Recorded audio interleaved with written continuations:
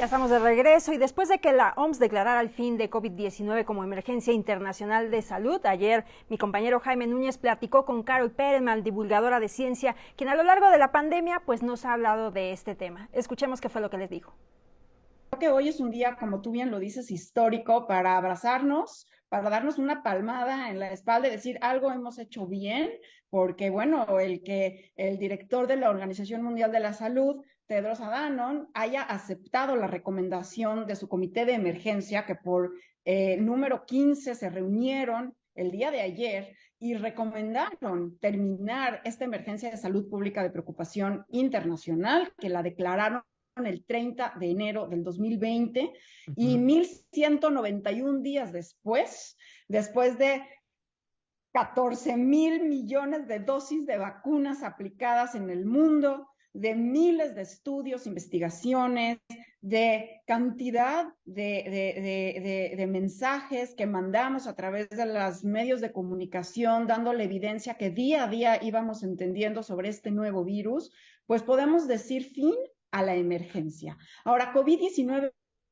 no cambia como enfermedad. Y esto es importante que lo digamos. O sea, la enfermedad por COVID-19 es una enfermedad que vino a quedarse, ya está integrada en los libros de medicina. Es un virus que por lo pronto no vamos a poder ni erradicar ni eliminar. Sin embargo, lo que cambia es la emergencia porque cambia la amenaza a los sistemas de salud pública, cambia la amenaza a la sociedad civil. Y esto es importante que lo aclaremos, porque la COVID-19 sigue siendo una enfermedad que va a generar, que va a provocar muertes principalmente en personas vulnerables, en personas mayores de edad, con comorbilidades, con inmunosupresión, personas no vacunadas. Y por ello, COVID-19 no es lo que termina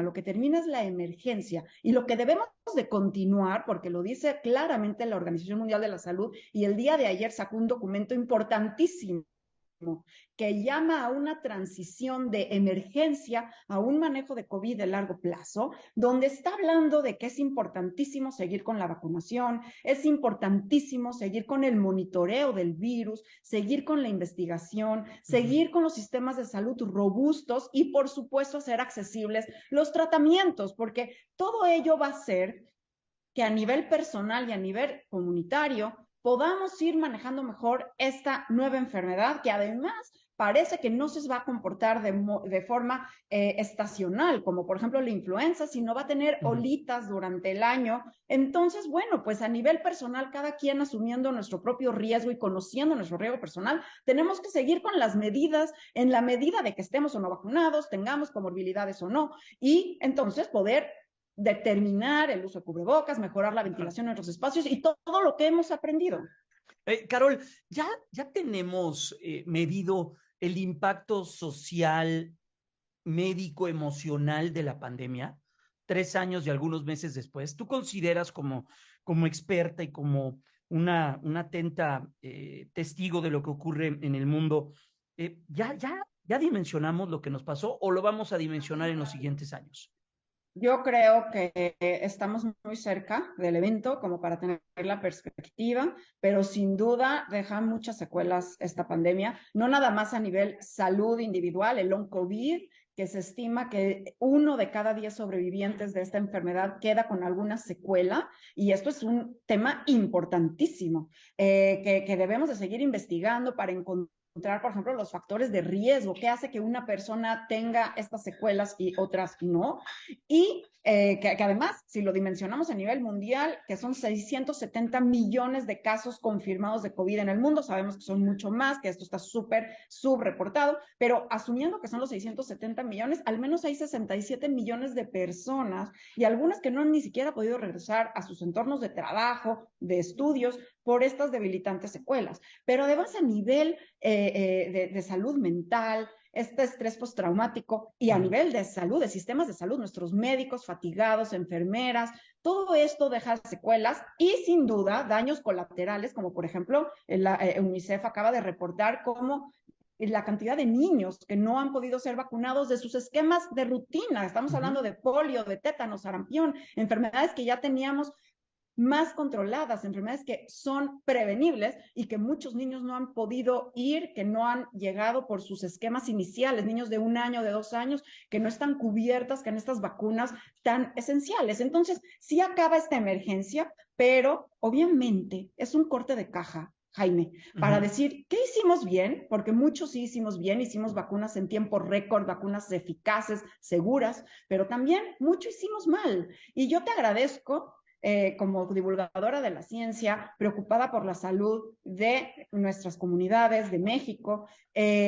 pues el confiar en la ciencia, el darnos espacio para esta evidencia científica, en haber sido un medio de comunicación, una persona preocupada por la salud de los mexicanos, en dar información muy puntual. No sabemos realmente cómo se va a ir desarrollando esa transición, pero sí sabemos que esto no ha terminado porque tenemos que aprender de nuestros errores para prevenir y evitar futuras pandemias que quizás hasta con el cambio climático podamos ir viendo con mayor frecuencia. Acordémonos lo que dijo este médico que ayudó a erradicar la viruela en 1980,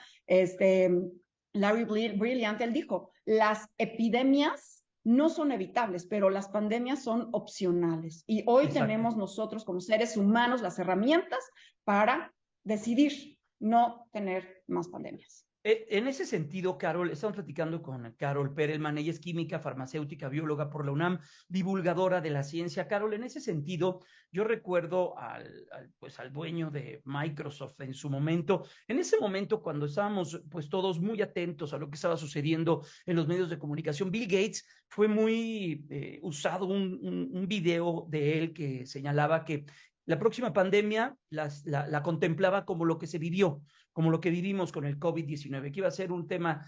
viral, una enfermedad con esas características.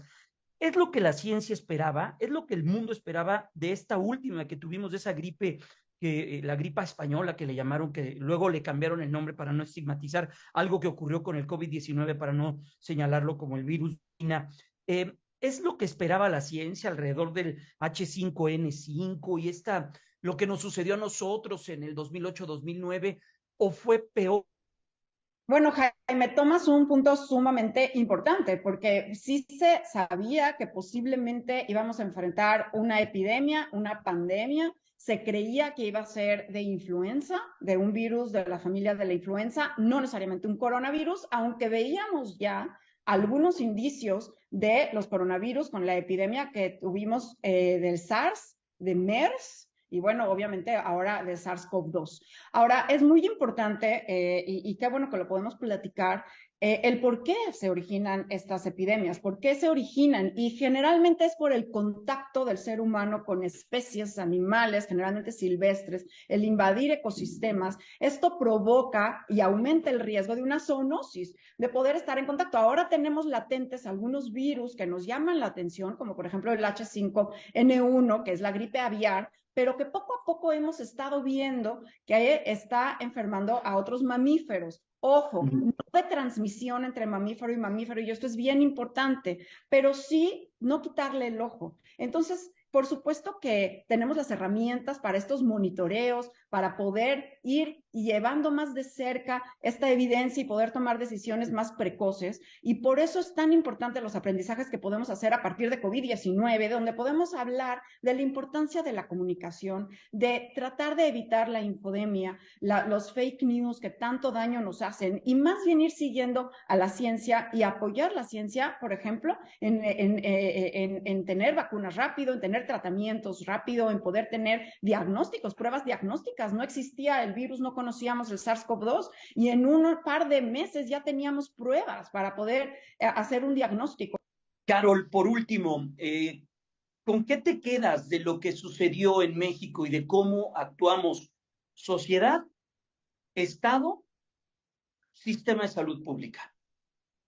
Bueno, el sistema de salud pública, empezando por ahí, pues vemos vacíos importantes en nuestro sistema de salud pública, y eso se ve en las encuestas, por ejemplo, de Ensanud, donde muchas personas aseguradas prefirieron ir a consultorios adyacentes a farmacias a tratarse, y se vio una desconfianza en el sistema de salud público. Y pues el gobierno, creo que no soy yo la crítica ideal, hay muchos que han podido de veras pedir cuentas, pero creo que lo dice que somos el país con las más altas mortalidades, cuando podíamos y fuimos los primeros en tener las vacunas en Latinoamérica. El 25 de diciembre de 2020 ya estábamos aplicando nuestras primeras vacunas, tuvimos la fortuna de ser de los primeros y sin embargo creo que le quedamos a deber mucho al pueblo mexicano. Sigue el Paxlovid sin estar accesible fácilmente,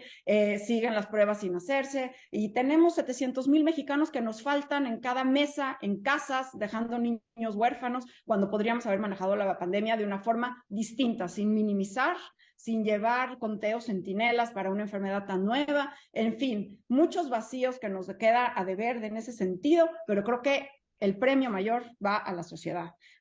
civil, a la sociedad organizada, a los comunicadores, a cada una de las personas que tomaron esto con responsabilidad. Nos aprendimos a cuidar en lo individual, en lo colectivo, y entonces yo aplaudo a eso, a la sociedad, a la prosocialidad, a este sentido de que sí me quiero cuidar porque mi salud me importa. Bueno, es parte de la charla que tuvimos el día de ayer con Carol Perelman. Ya se lo decía yo ayer cuando tuve la oportunidad de platicar en vivo,